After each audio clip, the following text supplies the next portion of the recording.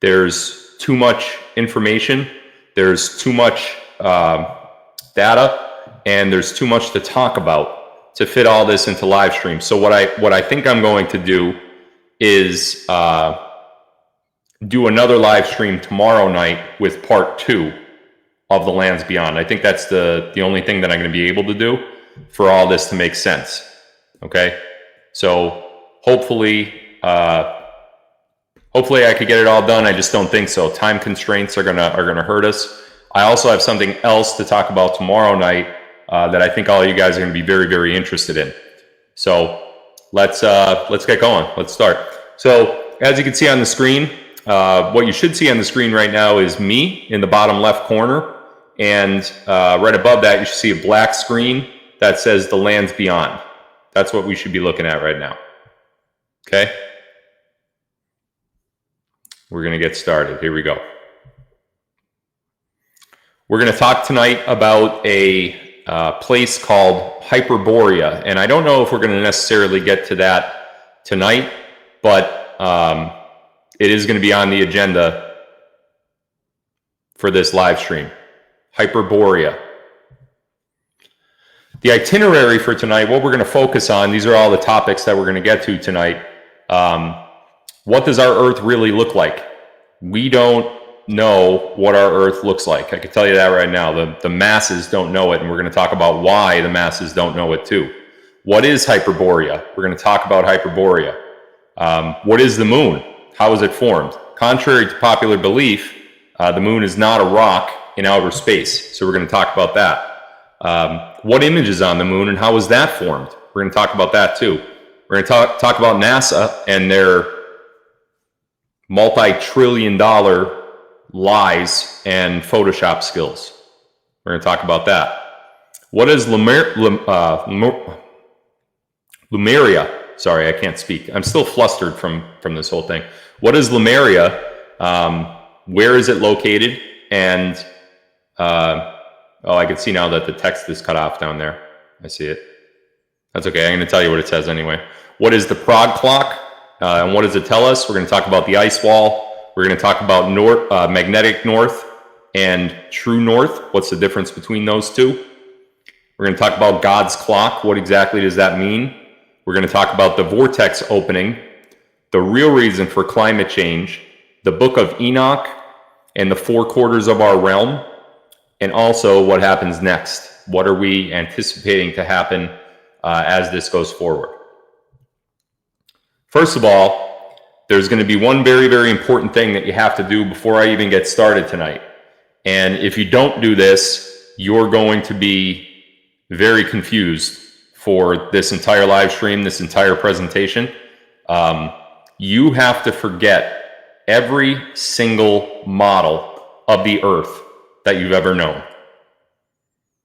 Forget about the globe, forget about flat Earth, forget about everything. Clear your mind completely. At first, this is going to not make a lot of sense, but I promise you by the time we get to the end, it's not only going to make sense, it's going to make a lot of sense. And by the time we get to tomorrow night, I think you're just changing some color because it's driving me nuts. There we go. By the time we get to tomorrow night, it will make sense. So keep your mind open. Let's clear your entire mechanism. Everything that's in your mind, get it out of there. Let's start over tonight. We're going to start very simple, and then we're going to work our way up.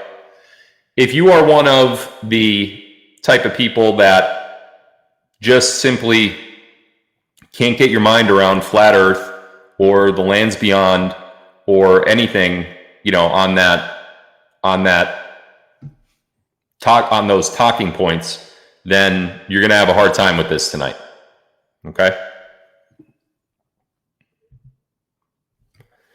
First of all, we're going to talk about the first topic in the itinerary that I put together. We're going to talk about what our Earth really looks like. Okay? A very, very basic graphic is on your screen right now. And that is basically what our Earth looks like. It is a flat plane. Think of a dinner plate, so to speak. It is flat and it is also round. And over the top of it is a dome. There is a dome over the top of it. It's referred to as, in the Bible, the celestial dome.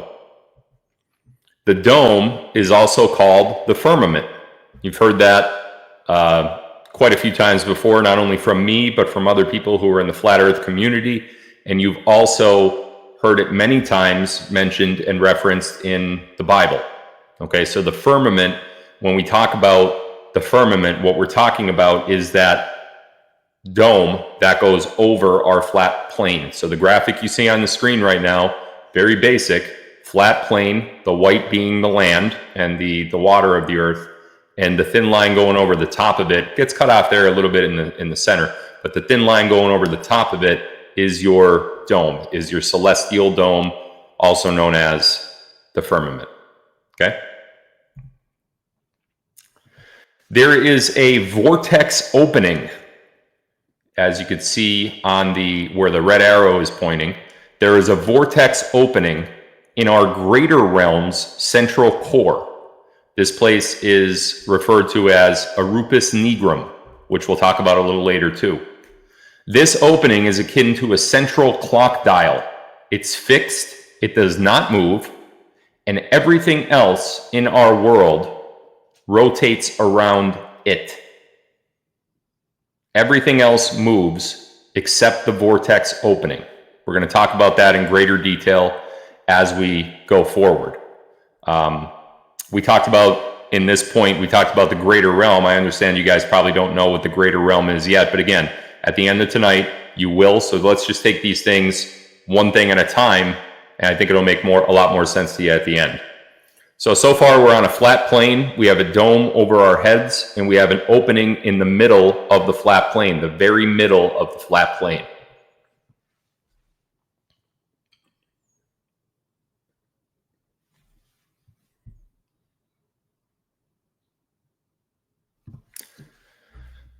I know you can't see the text, but I'm going to read you what it says. We live in an electromagnetic terrarium. The graphic that was now updated, you could see a powder blue circle there. What you're looking at is called the known world, and the larger section is called the realm. That's our entire realm. That's our overall realm. We live in the blue part. We live in the circular blue part of this greater realm. And the whole thing is basically like a terrarium, just like any other terrarium that you guys have probably all experienced in the past. Our realm is an electromagnetic terrarium. We're going to talk about that a little bit more in detail too as we get going. Now, underneath our greater realm, our Earth, is some sort of electromagnetic source. We don't know exactly what it is. It could be rock, it could be a coil, just like what's displayed in the graphic there where the red arrow is. It could be something else that's neither rock nor coil. It could be some sort of metal. It's something, and it's something very, very strong, and it causes our world to operate the way that we know it. This is what we live on. We don't know exactly what that is underneath our Earth, but it's something. And it's something that causes every single thing in nature to operate how it operates.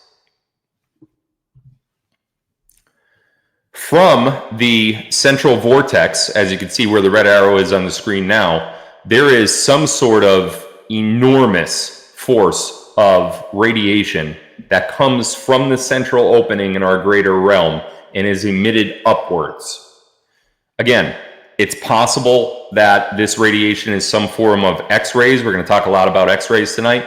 But this emission from the central vortex is vital to life on Earth. Crystalline structures reflect X-rays. This is from a gentleman known as Lawrence Bragg. The firmament that we talked about before, the celestial dome, is made of some sort of crystalline material. So what we have protecting us over the Earth is basically a form of crystal. Now, the reason that we're mentioning crystal right now in conjunction with the firmament that's over our heads is because that radiation emission that comes from our central vortex, those rays and that emission gets shot upwards. And as you're going to see from the next graph, once we get to the next slide, X-rays, when they hit an object like crystal, they are reflected back down from the crystal. Let me show you that right now. This is Bragg's law, the gentleman that I spoke about on the previous slide. When X-rays get shot at a crystal-like substance, they reflect. Okay, and this is going to be very, very important for later in the presentation tonight. So what we're looking at so far is, again, let me go back, a flat plane, right? Within that flat plane is a central opening. From that central opening, there is some sort of radiation that's emitted from it. And more than likely, based on what we know so far, and based on what we're going to talk about the rest of the night, that emission is in some form of X-ray, okay? When that emission comes up, you can see it hits the firmament up above and bounces back down, okay? That is from Lawrence Bragg. You can look up Lawrence Bragg in your own time. Here's just a little graphic, you know, from Bragg's law on and how X-rays reflect off of a crystalline lattice surface, okay? By the way, before we go any further tonight, I want to give a big shout out to Ewar. Ewar Anand put together just about almost all of the material that you are seeing tonight. I am simply passing it on to you in my own words. Another one that we want to talk about tonight is Sturgios. When we see a lot of the maps that come into this live later on tonight, I think you're going to see that Sturgios had a good part in putting those maps together. So we're going to talk about that tonight too. But big shout out to those two guys, because without those two, we wouldn't have a presentation tonight, and most people would be completely confused as to what's going on in terms of flat Earth and the lands beyond and the ice wall and everything else. So, all right, now going back to we just kind of zoomed in on this graphic here a little bit. Going back to the graphic, the ionosphere, if you guys don't know what the ionosphere is, you should look it up, but it's nicely placed in the graphic that's on the screen right now. The ionosphere is where both our sun and our moon are located. It's also more than likely, if not definitive, that both the sun and the moon were made in the ionosphere. Okay, that is the section of our atmosphere that the sun and the moon both reside in and were formed. We're going to talk more about that as we go forward too. So again, so far looking at our graphic, we have a flat plane, we have a central vortex. Our known world in the blue is just a small portion of the greater realm that we occupy. From the central vortex, we have some sort of radiation being shot up from some sort of electromagnetic source underneath the greater realm, goes up, bounces off the firmament, and gives us what we need to power the sun and the moon, which we'll talk about in a little while too. Now we're going to move topics just a little bit. Now that you have a better understanding of what we live on and the various different things that are going on under the celestial dome, we're going to talk about what the moon is. Most people think right now the moon is a round rock in space, in outer space, ETD. That's not what the moon is. It's actually not even close to that. And we're going to look at evidentiary statements today, as well as other logical thoughts to show you what we believe the moon is and back those things up with fact instead of fiction like we have from NASA. So let's take a little bit closer of a look at the moon. First of all, I went over this in Telegram probably about 4 or 5 nights ago for those of you that aren't on Telegram. What we know about spherical objects is that when a light source hits a spherical object, the spherical object, it does not reflect light. So when you look at the moon photo that's on the right-hand side of your screen versus the graphic, the black and white graphic that's on the left, when you shine a light at a spherical object, you are going to have what's called a highlight point. That is what happens on a sphere. It could be from any size light source versus any size sphere. A larger sphere, a smaller sphere, a larger light source, or a smaller light source makes no difference. Doesn't even matter the difference. The distance, rather, away from one another, the light source to the sphere. You will always have a highlight point. You will always have a hot spot. That is just how a sphere operates. Doesn't matter the color, doesn't matter anything. It just, when you have a light source hitting a sphere, there is a highlight point. What we don't see on the moon ever is a highlight point. Ever. The moon simply does not behave like a sphere. It doesn't. And the reason is because it's not a sphere.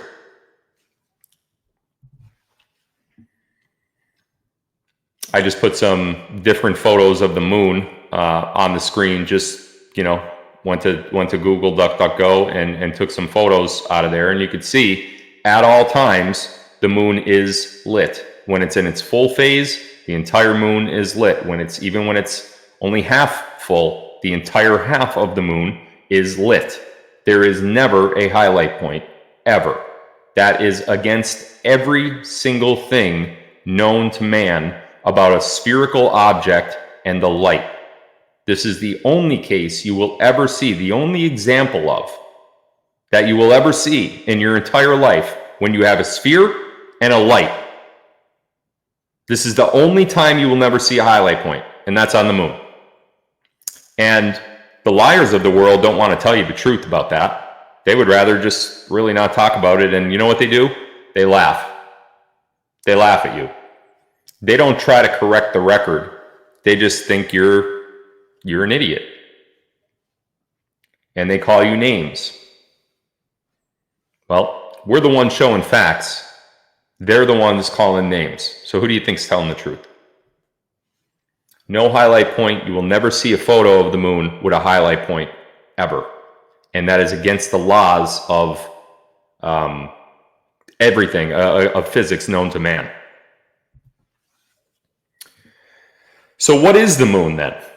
We should know by now, and we haven't even gotten any further into this, but as we go throughout the night tonight, your mind is going to explode, I think, especially if you haven't seen any of this stuff yet. Let's look closely at the moon. Closely. I want you to look at this photo that's on the screen right now of this object, this circular object, and ask yourself, what do you see? What is there that you see? What are we looking at? Are we looking at craters?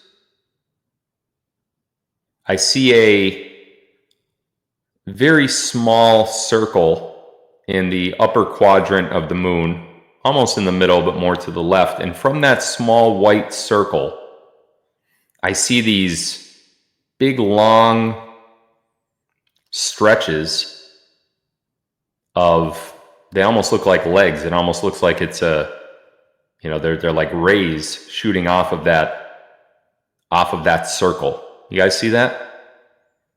A lot of people over in the chat are saying scarring. A lot of people over in the chat are saying a vortex reflection. Somebody just said it looks like a light grid. The smart ones, of course, are saying a reflection of the earth. Somebody else said light and dark. You're right. It's all of those things. We see all of those things, right? But look a little bit closer. All this is a zoomed in picture of the picture before. Look closer. Now that we zoomed in just a little ways, let's look closer at the moon. See anything different yet?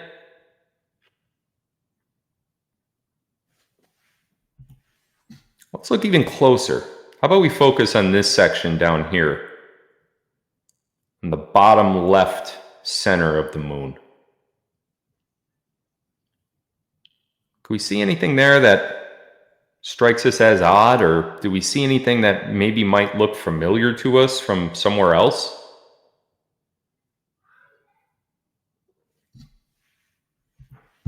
What do you see? People over in the chat are saying clouds, ice wall, map, beach ball, continents. People are saying they could see through it. White dot, old map, Spain. That one's on to something. Letters, copy of Earth. Well, how about if I do this? Can you see it now? On the left-hand side of the screen, I think no one could argue that we have the same image that we had up before. This one is a little bit more contrasted to show you the dark spots of the moon versus the lighter spots. And we also flipped it. We inverted it, and we also flipped it the other way. So before, the landmass that I was talking about was on the bottom left. Now it's on the right. You can see that, right? How about if I do this to the moon? How about if I apply some color in the area of where the white on the moon is, where the whitish gray? And how about if I put some green, a couple different shades of green on the craters of the moon? What if I put some dark green where there's some elevation? And what if I put some light green where there's some lower areas? And how about if I look at that blue picture on the right-hand side, the blue and the green? How about if I look at the red concentric circles on the right-hand part of the blue circle? See those red lines? They're faint, but I think you guys could see them, right? How about if I do this? How about if I zoom in on all of those circles? How many circles we got there? 1, 2, 3, 4. 4 circles. Interesting. Interesting that there's 4 circles, concentric circles, right around the center point there. Do you see it yet?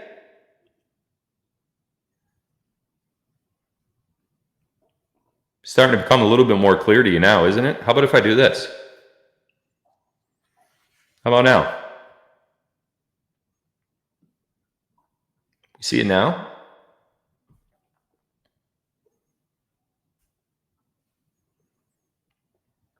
Boy. Now, obviously Sergio's put some little letters here on the screen over some of the green parts and some other letters in blue over the blue parts, and he's labeled them with such words that remind me of words that I have known my entire life, right? Russia, Siberia, Indian Ocean, Australia, Mexico, United States, Canada, Hudson Bay, Gulf of Mexico. Look at all this. Look at all this. What's this here? The West Sahara Desert. Look at that elevation there for the Sahara Desert on the left-hand side of your screen. Right above Nigeria, to the west of Morocco. It's interesting that the Western Sahara Desert has different elevation on our world, does it not? Look over there in Australia, New Zealand.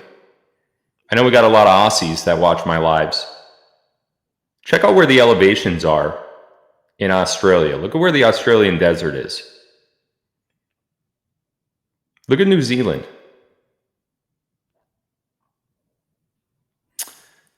Can any glober, and I'm just asking. I'm just raising the question. That's all. Can any glober, if you believe in the globe theory and you're here, and I know there's a lot of you that are here right now watching this, can any glober try to just a little bit explain to me how these masses that we see on our screen could at all be in any sort of order anywhere near how these masses are on the moon?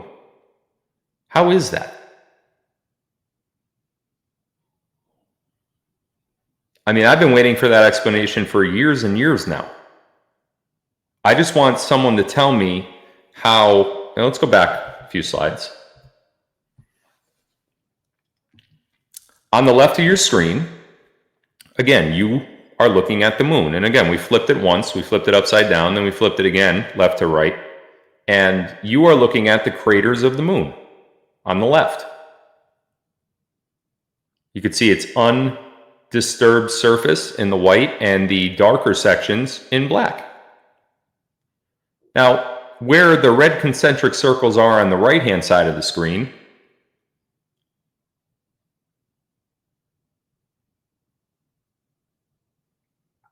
I mean, I'm just looking at them, and how could that be?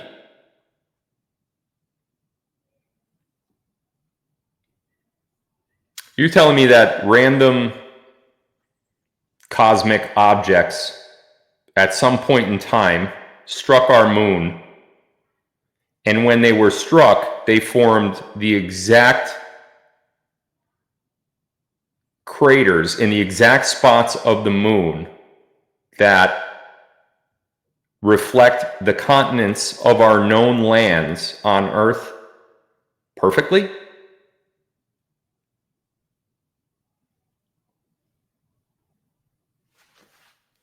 I mean, I'm trying to think of what the odds are of that. The odds of asteroids, meteors, whatever, striking the moon and forming our lands on the surface of the moon reflected perfectly accurate on the moon as we have it on Earth.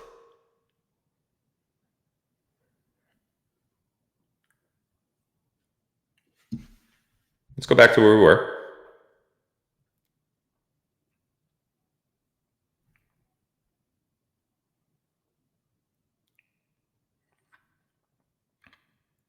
I think I'm going to have to get out of full screen mode here for a second because this isn't going to play unless I do.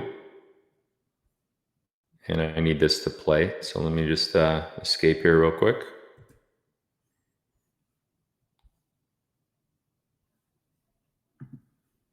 All right, we're going to play a quick little video here for you guys.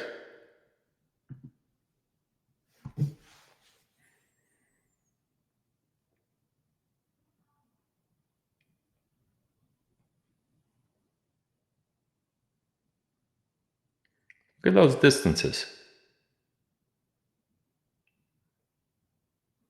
Exact distances. Time zones. There's the sun going around our realm, our known lands, as we should say. The only map we have, the only accurate map we have.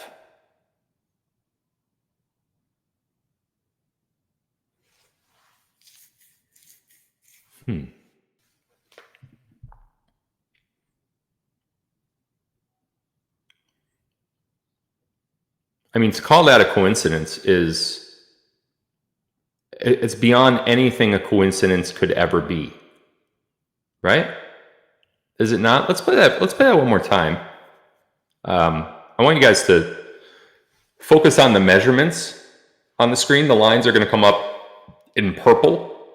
And I know it's a little blurry and I know the quality is not great, but if you want to zoom into it, you should be able to see it. Let's focus on those purple lines. And I know they go very, very quick, but let's look at that again. Distances and flights.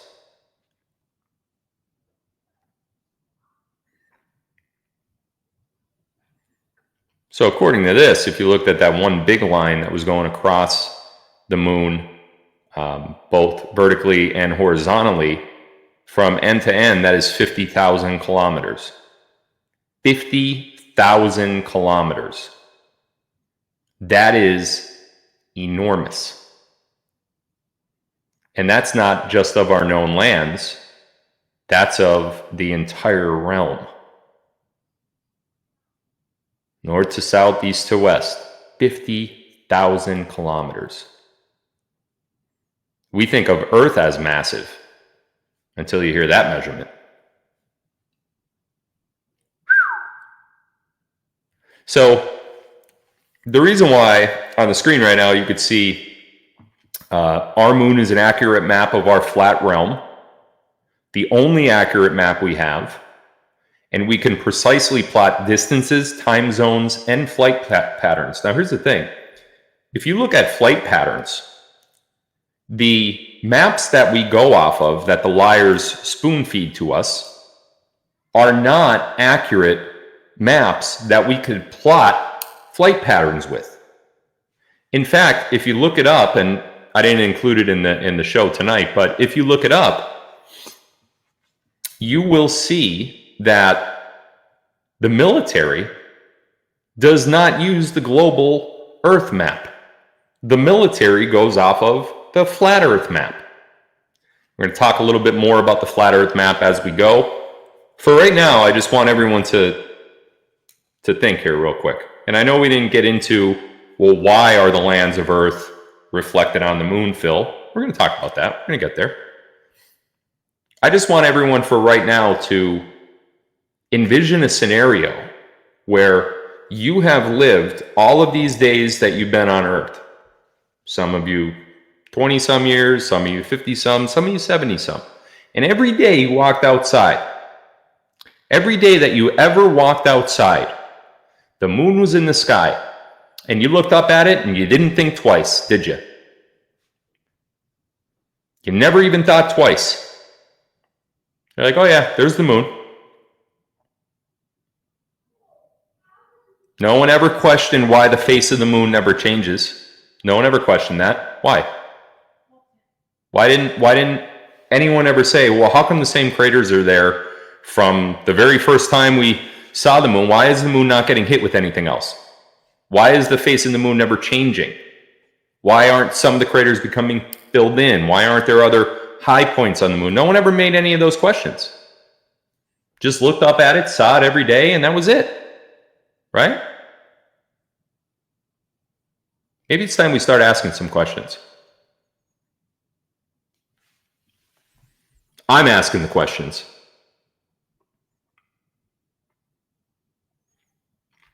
Let's go on to the next. That's where we just were, right?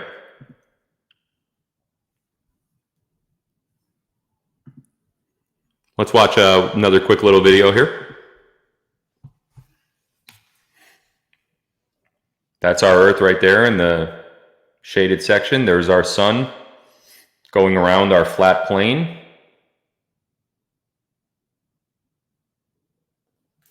I'll play it one more time. It's just another video very similar to the last one. This is our Earth in the mirror right there.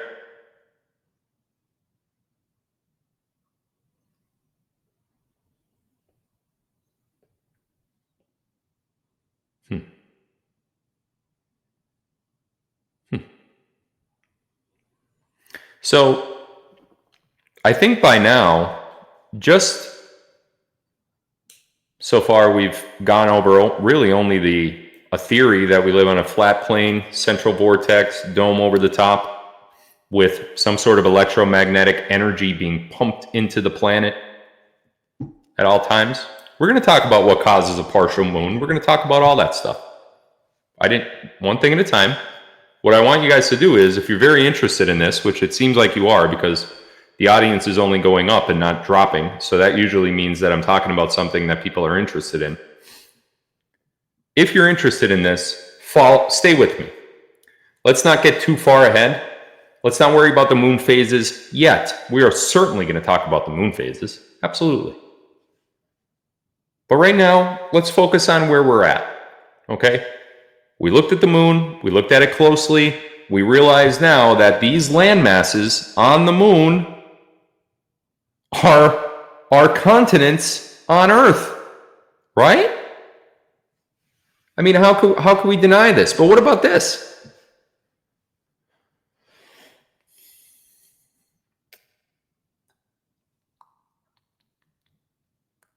So you mean to tell me that we could land on it? We could land on it as if it's like an object? So if we're to believe that we actually could send a spaceship there and actually land on the moon, we then have to believe that the craters that we just saw that are in the exact formation of the continents, they must have happened naturally. You know, I find that hard to believe, that at all of our continents on Earth are in the exact formation as those craters on the moon. I would have to believe that in order for me to also believe that these astronauts landed on the moon, right? So now we're going down a huge rabbit hole. And if you're still with me, pay attention, because it gets way worse or better, however you want to take it. Let's take a look at NASA. Now that we're questioning the moon landing and if it's even possible to land on this, let's take a look at this NASA. First, I want to look at the logo on the right-hand side of the screen, NASA. NASA. National Aeronautics and Space Association. Is that what it is? Whatever, who gives a shit? Do you ever notice that, and I'm sure you guys know this because it was made very popular in movies. In fact, how many movies that involve some sort of space travel have you heard T-? Every one of them, right? How many of you have used T- as a catchphrase? You know, I'll be out in T-10, 9, 8, right? How many of you have said it? How many of you recognize it as soon as it's heard, right? It's because before Challenger, we heard it. Before, you know, all the Apollos, we heard it. NASA says T-, and then they start their countdown, right? Why T-? What the hell does T- mean? Because it has no actual explanation. It doesn't mean anything. That's just what they say, right?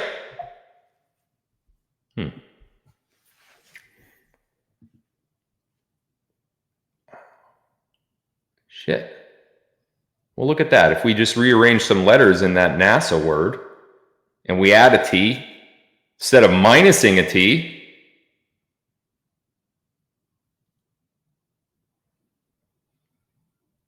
shit, look what happened. T-.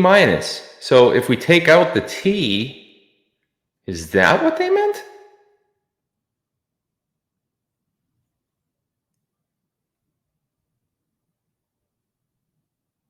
So NASA minus T is Satan? T-?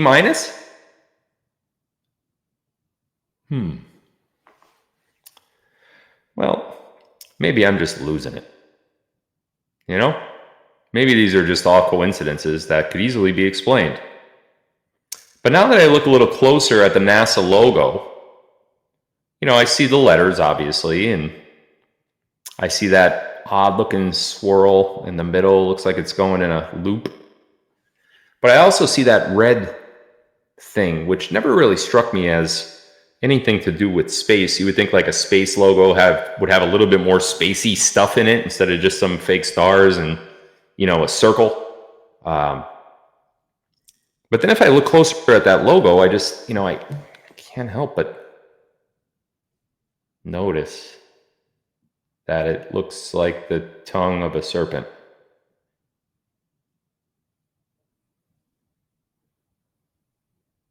So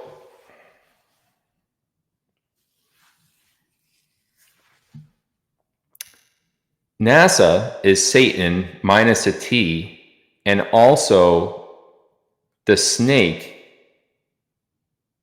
that encouraged Eve to eat the forbidden fruit. The snake's tongue is also part of the logo? All right, wait a minute, because Phil, first you're telling me that the craters on the moon are actually continents on Earth, and they're exactly the same spot in each, even down to the exact measurement for not only time zones, but also flight paths, and also the exact mileage from, let's say, Australia to London. But now also NASA's logo is evil? Well, that makes sense, because if NASA is lying about their space mission, where'd all that money go? I don't know if you guys know this or not, but there is trillions of dollars that's been paid to NASA since 1958. Trillions with a T of our money. NASA's budgeted every single year.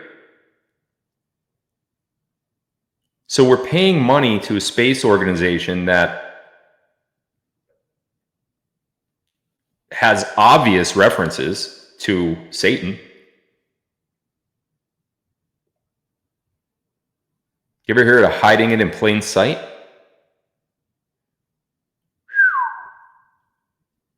No more plain than that, right? Wow. So we just look at those logos side by side again. You could see that. I mean, it's not just a nice little red ribbon. It's quite different than that. NASA is a lie, ladies and gentlemen. Any proof that any person who believes in global Earth will ever show you is a photo from NASA. NASA has been nothing but a very expensive Photoshop tutorial. And I could go on all day about NASA. I could do a whole live just on NASA, which I may do as a branch off of this live. But, man, so many coincidences here, huh? Now, why lie? Obviously, one of the biggest reasons that people lie just in general is money. It's rooted somehow in money.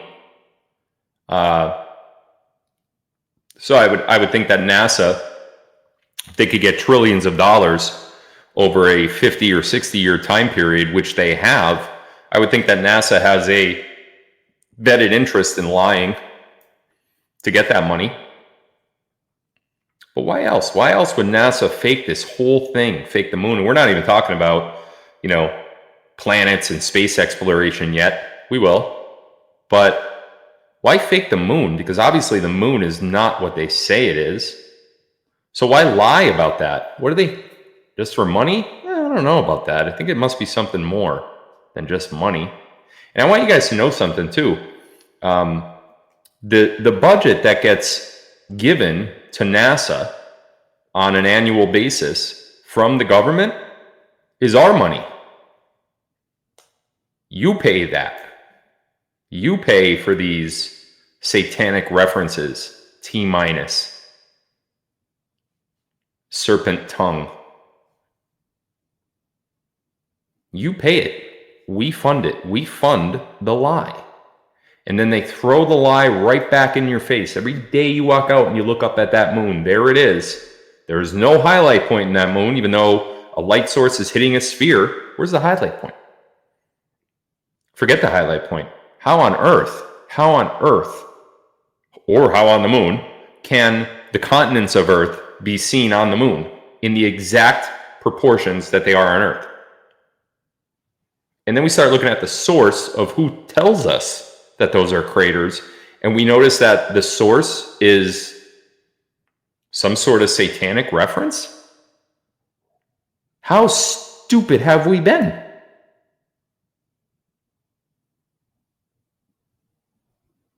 Can we get any more dumbed down than we currently are?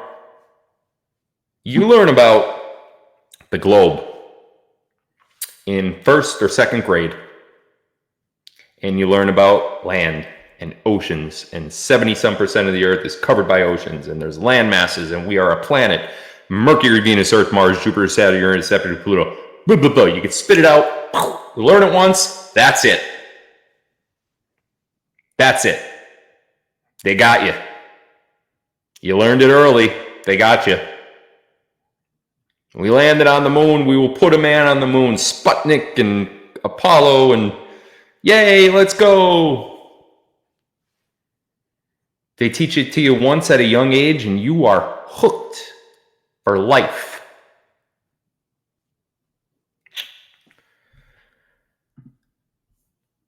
Let's talk a little bit more about this. I want to get a little further into this.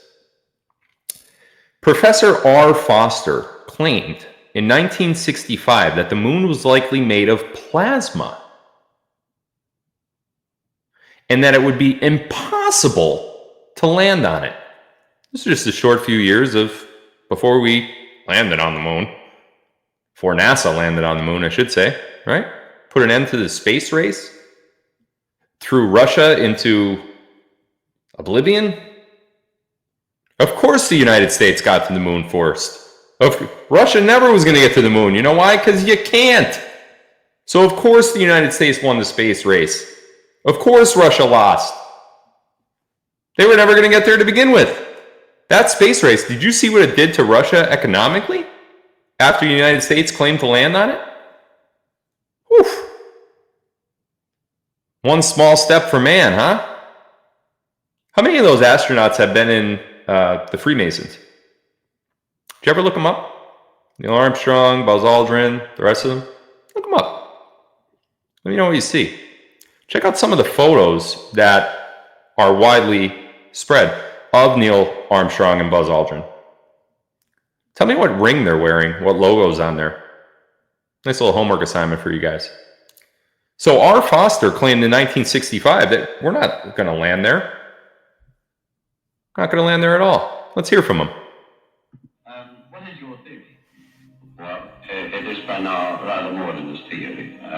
10 or 11 years ago, I stated to various scientists that the moon is not a piece of rock, but it is a plasma phenomenon, cosmic plasma, and that this fact will eventually be confirmed. I made certain predictions which were already confirmed in 1958, and the situation now is coming close to a complete confirmation.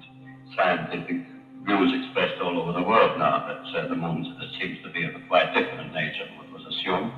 The Americans and Russians are thinking of landing then on it. Well, that will never happen. Not on the moon. On Mars, on Venus, on other planets, yes, but the moon is definitely, as I said, the plasma.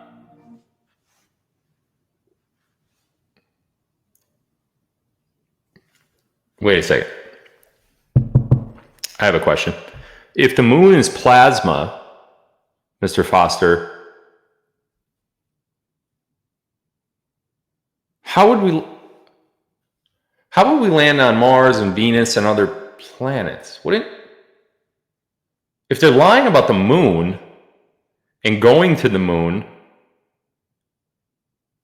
why are we talking about going to other planets? Don't we think that maybe if one is a lie, then the rest could be lies?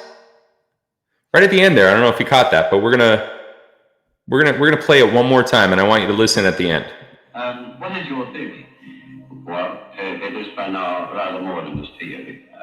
10 or 11 years ago, I stated to various scientists that the moon is not a piece of rock, but it is a plasma phenomenon, cosmic plasma, and that this fact will eventually be confirmed. I made certain predictions which were already confirmed in 1958, and the situation now is coming close to a complete confirmation. Scientific views expressed all over the world now that here it comes. Seems to be of a quite different nature from what was assumed. The Americans and Russians are thinking of landing then on it. Well, that will never happen. Not on the moon. On Mars, on Venus, on other planets, yes, but the moon is definitely, as I said, the plasma.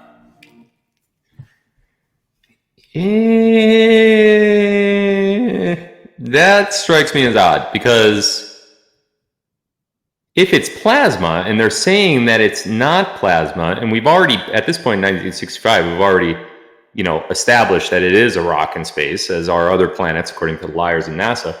How can we land on other planets? So, gets interesting after here. R. Foster was claiming that the moon is plasma, cannot be landed on, but other planets may be. Shortly after this, and word started getting out. Keep in mind, this isn't the social media age, that it is now. It wasn't that back then. Shortly after, Foster was debunked and proved wrong in his moon theory. They debunked him. They said, you know what? That's not plasma. We know, we've been there. So he was debunked, kind of like election fraud. That was debunked, right? No fraud. Safest election. We know it was the safest election just 24 hours after. Yep. Same thing with Foster. He was debunked. But if you focus a little bit more on what Foster said, it's likely that Foster was some sort of controlled opposition. What do I mean by that? He said that you can land on other planets. So it's most likely that this guy was actually told to tell people, especially the reporter that was reporting this, that you can't land on the moon. It's plasma. The other planets, yeah, you could do that. So it gives them a shred of credibility. What they do there is they put in an ounce of truth, just an ounce, right? And then they fill it up with lies. So in Foster's case, the ounce of truth was the moon is plasma. That's the ounce of truth. This is what they do. This is what the cabal does. The moon is plasma. That was true. The lies are, you can land on other planets. So then what they do is they debunk it. They debunk it. It was proven wrong. Foster's a crazy guy. You know what happened to this guy afterwards? Look that up. Look it up. A little bit more homework for you. They mix in the truth with a bunch of lies. Yeah, you can land on other planets. Sure, we could definitely do that. But the moon's plasma. Moon, plasma, true. Land on other planets, false. Then he gets debunked. You can land on the moon. We've been there. Haha. Oh boy. When was the moon formed? Let's keep talking about the moon a little bit. I want to talk about what we actually saw on the moon. And this photo is obviously it's a little different than the photos we've seen so far. This, when you look up in the sky, this isn't what you see. This is more akin to almost an X-ray photo of the moon. Interesting, X-ray photo of the moon. We talked about X-rays a little bit earlier in the central vortex. Let's pause on that for a bit. Let's keep going. Keep in mind, we're going in order here. Okay, so stay with me. Don't get too far ahead. Don't be asking questions that we're not there yet. Stay in the moment. In the moment. Audience keeps ticking up. So we're turning some heads tonight, ladies and gentlemen, because if we start talking about bullshit, people smell the bullshit and they stop watching the live. But those numbers are going up. You know why? Because we're actually showing people the truth. And people like the truth. Especially nowadays. Let's keep going. The moon is not an active reflection, but instead a permanently recorded point in time. What do I mean by that? This isn't an active reflection, so the moon's not actually a mirror? If it's not a mirror, how are the lands there? Like, we know the continents are there. There they are, right-hand side of the screen. We see them. I can see Australia right now. I can see New Zealand. I can see Russia, China. I can even see the United States. But it can't be an active reflection. And let's talk about why. We know that it's not an active reflection because of this particular landmass. You can see right where the white arrow is pointing. That is depicted on the moon map. It's not there. If you try to travel there, from Australia or New Zealand or any of those that are down near that continent, it's not there. There's no continent there, which is probably one reason why the moon map idea or theory, maybe this dismissed it for some people that were looking at continents.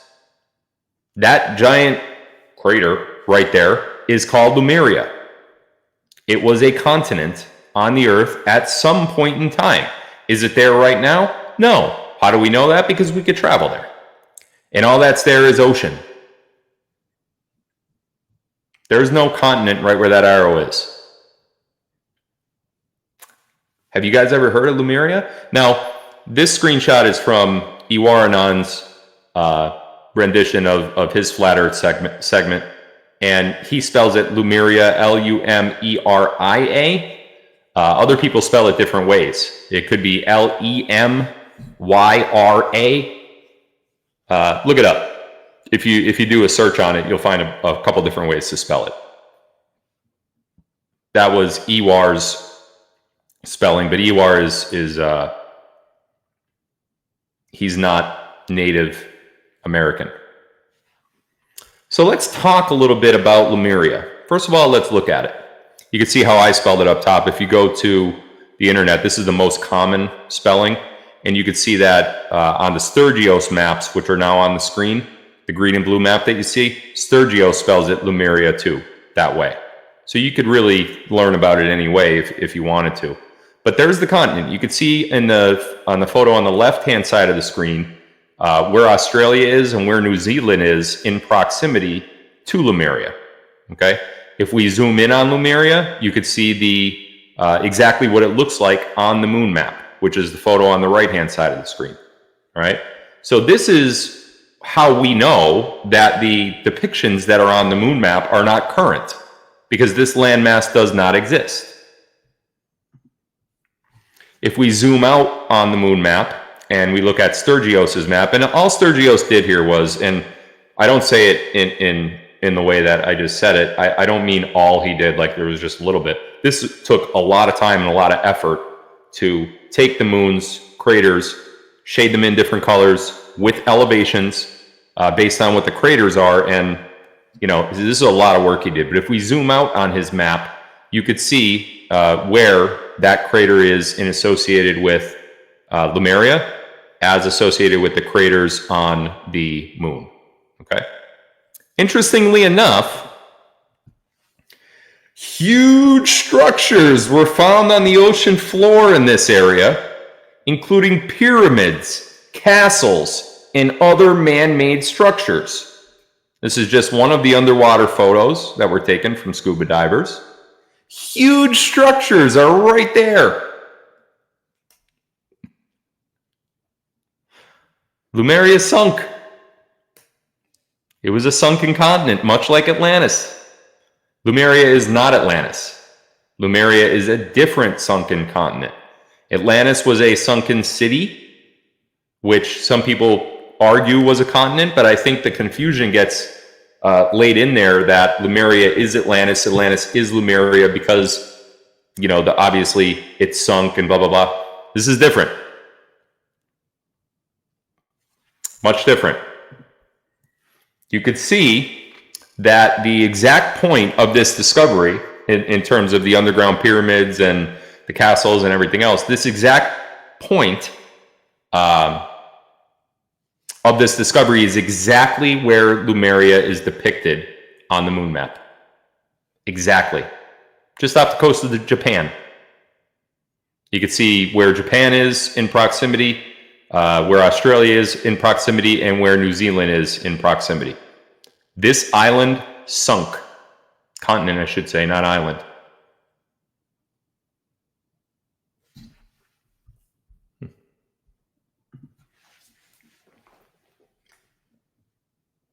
Enough about Lemuria.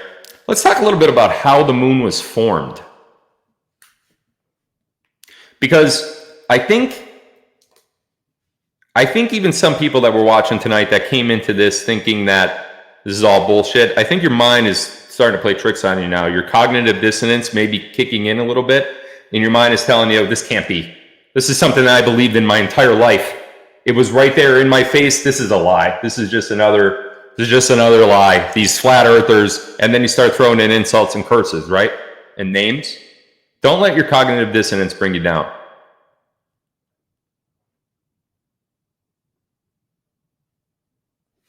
Stay here. Stay here. Don't go all out here and do this. Stay right here, because they've lied to you. And they've lied to you for so many reasons. And we're going to enumerate all those reasons. Might not get to that tonight, probably be tomorrow, but all they did was lie about everything. And it continues in our geopolitical climate today.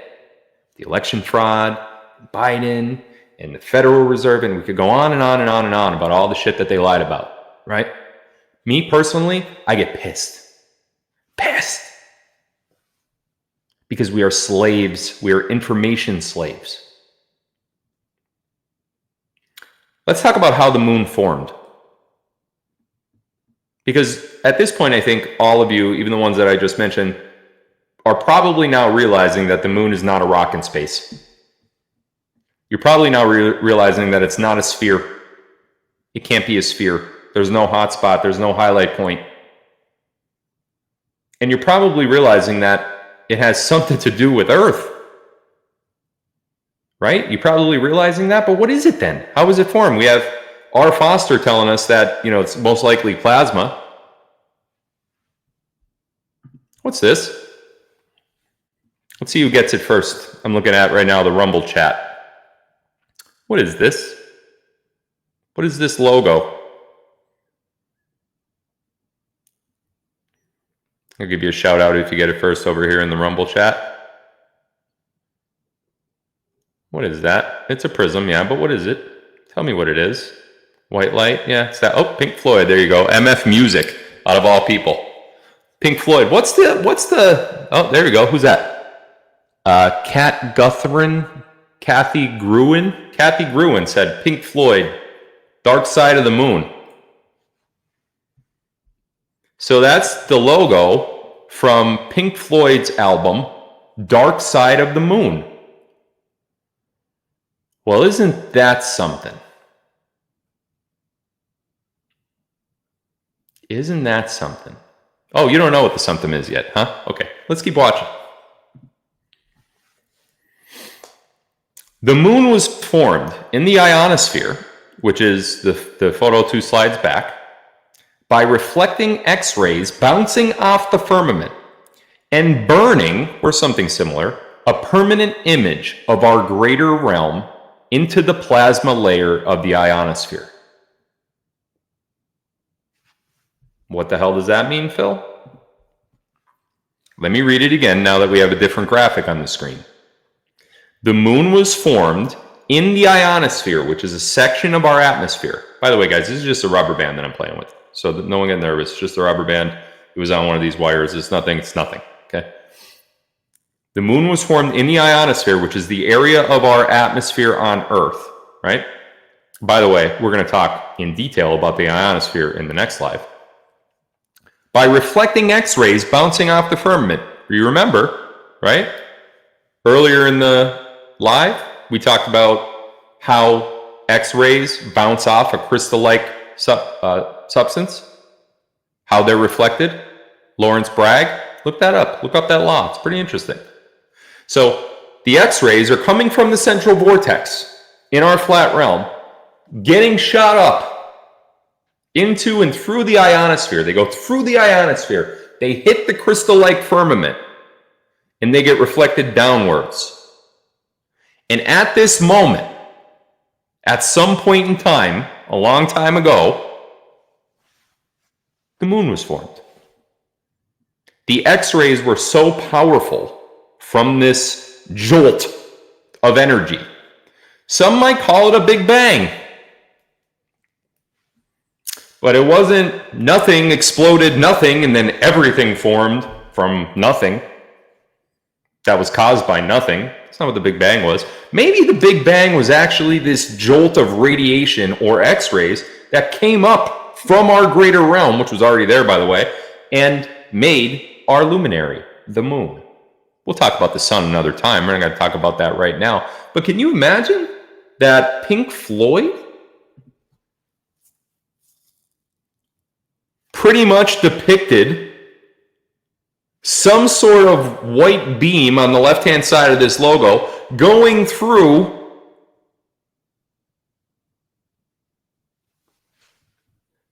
Doesn't that kind of look like what we're talking about with this? Where is it? This? Maybe that's how the moon was made? What did Pink Floyd know? What were they into? Who told them what the... How could you name that album Dark Side of the Moon? And yet the logo depicts what a very likely cause of how the moon was made. It depicts what it is? And he named it Dark Side of the Moon? Wait, so you're telling me that, again, I have to yet again believe that that's a coincidence? So the continents, place in the moon in proportion to the Earth's continents, that's coincidence. The NASA logo with the serpent tongue, that's coincidence. It's just a red ribbon. The NASA name without a T, rearranged, Satan, T minus is the launch code. That's a coincidence. Wow, I really have to believe a lot of coincidences here, do I not? R. Foster says in 1965, several years before the moon landing, that the moon cannot be landed on. Then he gets dismissed as a quack. and dies, it's probably a coincidence. Okay. Well, you have the right to believe in coincidences. It's fine. But I think we deserve to know why we're being lied to if you don't believe that those are all coincidences. Let's take a closer look at the images that we see on the moon. Now that we know what we know, and that the moon is not this rock that was hit by craters and all this bullshit, let's look at the images, okay? Because what you see on the moon is actually two images taken from two different angles at two different points in time. The image we see on the moon is a composite image, i.e., it is two images put together from different angles to make one single image. The image on the left, the bottom left of your screen, the first image is the land masses on Earth. That is the land masses. The oceans are darkened. We're going to talk about the ice in a little while. I know you probably have questions about, well, where's the ice wall? Okay, we'll talk about that in a bit. Just hold on. And then the second image, what the hell is that thing? Because that's not land masses. Remember that little white dot we talked about that looked like it had rays coming from it? It's called Techo. That's what the liars call it. They're obsessed with it. They are completely obsessed with that crater. They call it a crater. It's not a crater, obviously. They're obsessed with it. That's not a landmass on Earth, right? And it doesn't appear to be a crater because the craters on the moon are dark, right? But that second little, what appears to be a crater is white. And it has white rays jetting from it in every direction. So what the heck is that thing? The second image that you see on the right-hand side of the screen is the firmament. And the circular area that you see in the top right of that image is the apex of the firmament. That is the apex. That is the very top center of the firmament. That is the exact spot that the enormous wave of radiation went up, hit the firmament, came back down. And that is why you see those rays jetting off from that image. The first image on the left is your land. We've proven that beyond the shadow of a doubt. And if anybody can prove otherwise, I'm willing to pay you $10,000. I would like a logical explanation as to how those craters on the moon are perfectly in proportion to the land masses on our Earth. And I can't see how anyone could ever do it. The image on the right is a composite. The whole moon is a composite of two different images. The firmament as well as the land masses on Earth.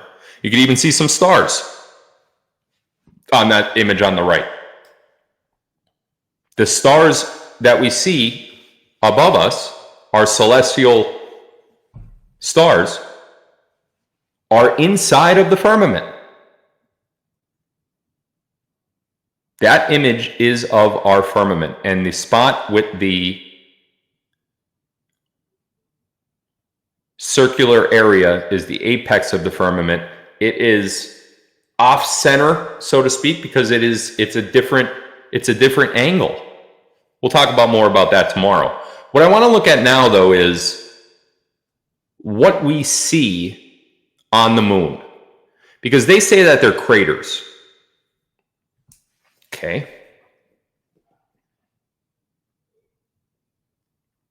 Craters, huh? Craters on the moon are likely some sort of plasma emulsion, akin to bubbling, such as urethane paint defects. Do you guys look at those three pictures on the bottom? Did any of you guys look at those and think, oh yeah, those are craters on the moon? Nah. That's just urethane. When you put urethane over concrete or urethane over whatever material you put it over, and it bubbles because temperature is wrong, those are bubbles in urethane. Look pretty much like craters on the moon to me, don't they? You know, maybe that R. Foster guy was onto something when he said the moon's plasma, because plasma could create bubbles and bubbling. Interesting. I know craters is spelled wrong. Don't care. Here's a picture of the moon. Geez, you know, if I look at that picture of the moon, and then I do one of these, son of a bee. Don't they look awfully similar? Circular size, differentiating sizes. Wow. You know, maybe these aren't craters after all. I think we should start calling them bubbles. They bubbled. They bubbled up in the plasma. Much more likely.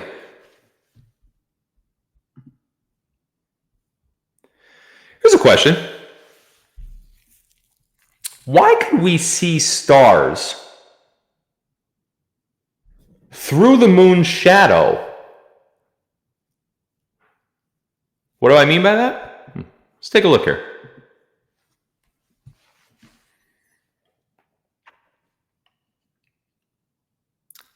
Why is that star right there? Where's the highlight point of the moon? Why does the moon appear to be transparent right there? So that's the Earth's shadow? Okay, what if we do this? What if we take the half phase? Let me see if I can pause this here. Shit, I lost it. Here, let me go back. I'm going to start it over again because I missed it. I want that last image to show you guys what was actually happening there. I'm going to hit pause once it comes up. Here's the blue transparency. Supposed to be a shadow, right? Yeah, okay. Here's the one. So this is a picture of the moon when it's at its half phase. And if you take that image and you darken it and lighten it, all those little white spots that you see on the screen right now, those are stars. Those are stars. So can someone explain to me how the stars are in the dark section of where the moon should be? Because we recognize that. We obviously know that that's half of a moon, right? We see that. I mean, it's obvious. I think it's obvious. It's half the moon. But in the other half, where you can't see the moon because of the Earth's shadow, or whatever lie they're going to put through you, how could you see a star through the moon?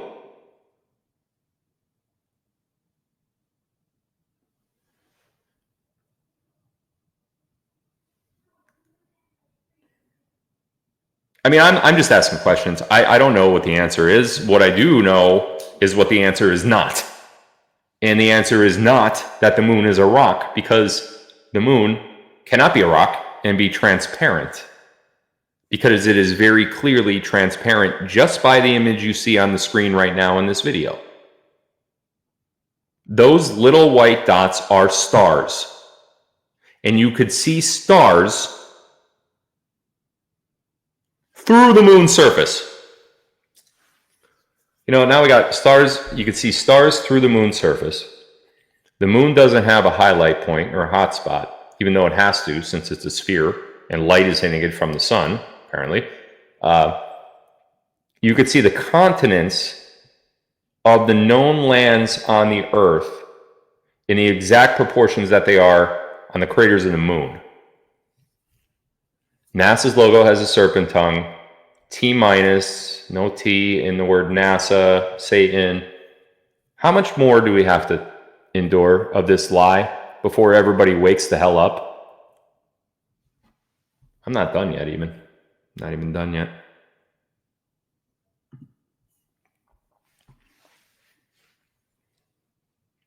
We live, ladies and gentlemen, on a perfect clock.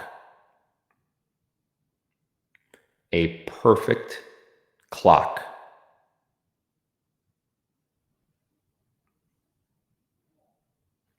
we're going to talk much more about that perfect clock in tomorrow's live. But before we do, it is not just a perfect clock.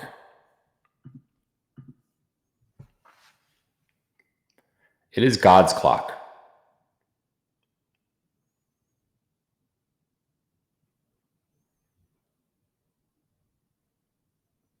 And that is how it ticks.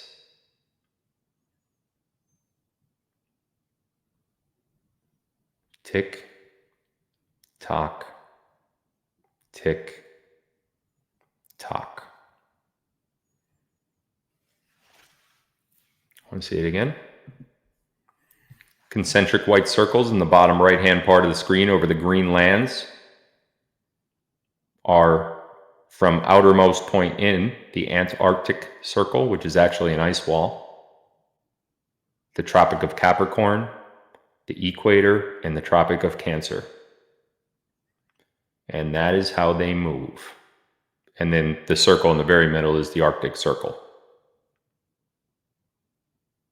We live on God's clock, and it is perfect.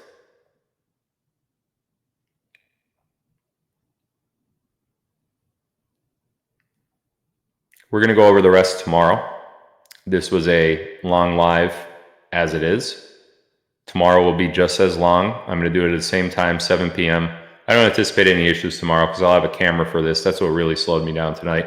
Audio was good tonight. I know that. Want to give a shout out to two of my sponsors for tonight. Number one, TacRite. TacRite has the military grade goggles back in stock. If you're on Rumble or Locals, the link is below. It's TacRiteFill.com. They are finally back in stock. These things sell out as soon as they come in.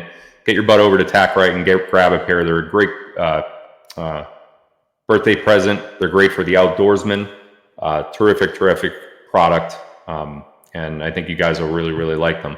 One more sponsor that I have is a new sponsor that I've, you know what, let me shut off screen share here real quick. Solo, there we go.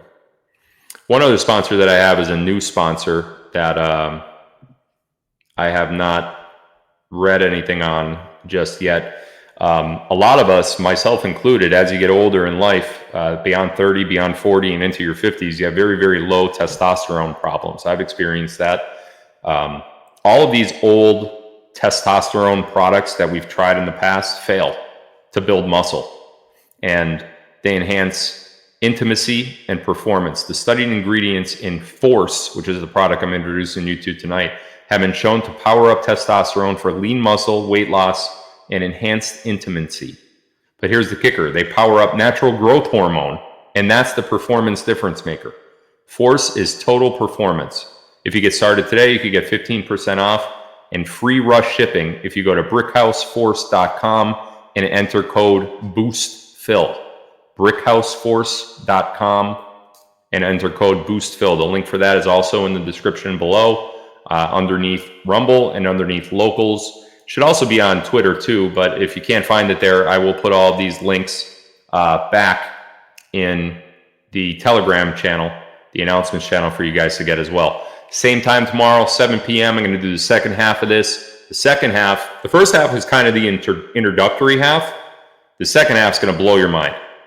It's going to blow your mind right off the wazoo. Now, if you're already blown away by where the lands are versus, you know, how they are on Earth and on the moon and everything else, wait till you see tomorrow and how our Earth actually operates and the lengths that these scumbags have gone to keep the truth from each and every one of you. And I am here to finally shut them down, hopefully, because we are reaching a lot of people. So, love you guys. See you tomorrow night, 7 p.m. Eastern is going to be the time for the live.